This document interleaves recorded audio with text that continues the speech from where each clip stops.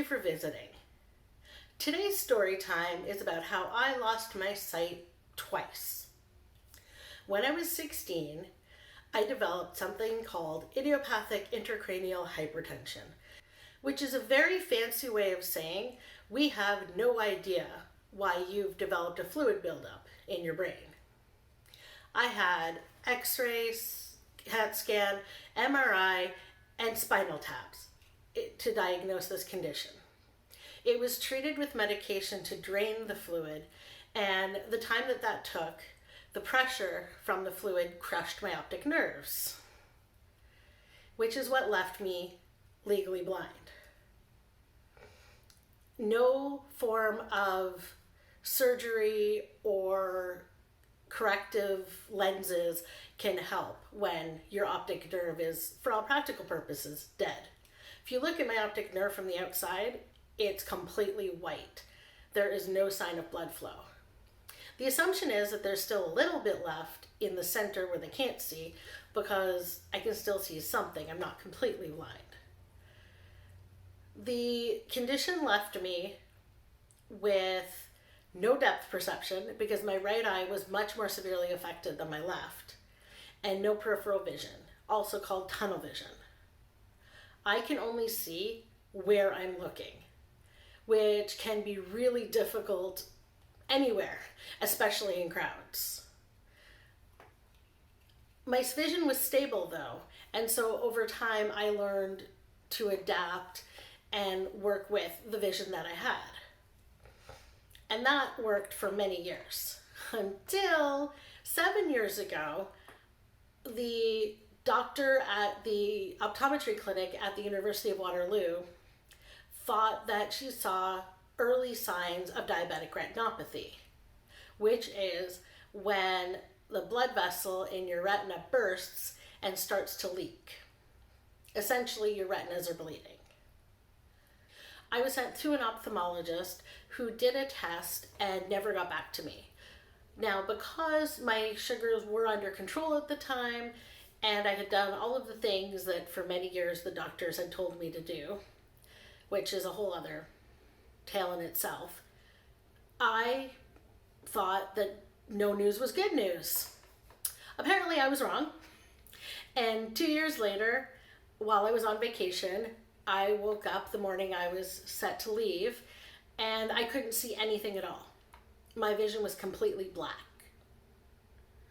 And it turned out that I had diabetic retinopathy, and what I was seeing was actually blood. After being put on bed rest, I eventually had a procedure done to stop the leaking and to salvage what was left of my vision. In total, I was on bed rest for 4 months, and while the one procedure was fine because I was out and couldn't feel anything, and the procedure I had on my other eye was up there with the spinal taps I'd had as a teenager for being the worst procedures I have ever had and never want to have again if I can help it. The bigger problem was that my vision since the retinopathy has not been stable. There's always going to be that little teeny bit of leakage here and there because I still have blood sugar issues because I'm still diabetic.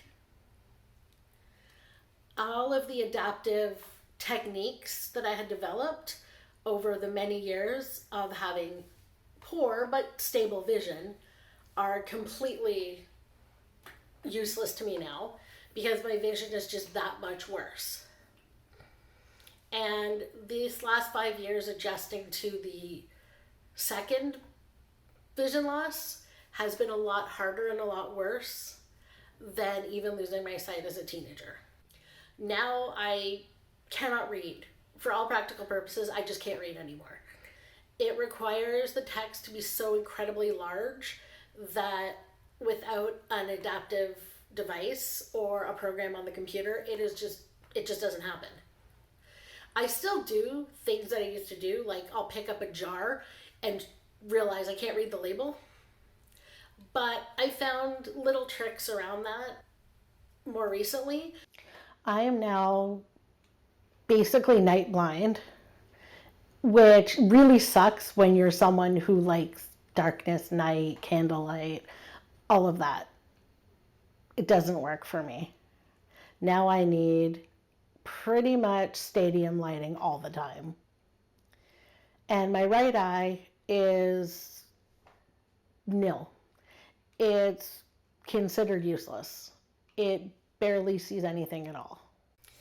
The technologies that I use and programs and the ways that I have adapted or am adapting to my current state of vision loss are going to be tackled another time.